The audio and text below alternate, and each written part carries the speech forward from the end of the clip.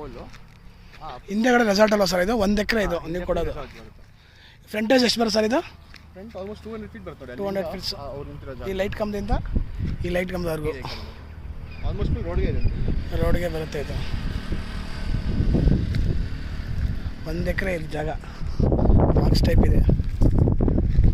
ಆರುಳಿಂದ ಎಕ್ಸಾಕ್ಟಾಗಿ 8.5 kilometre ಆಗುತ್ತೆ.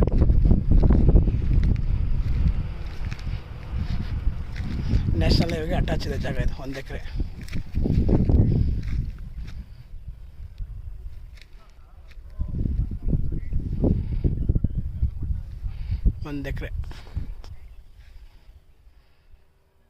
ಹಿಂದೆಗಡೆ resort ಬರುತ್ತೆ ಅದು.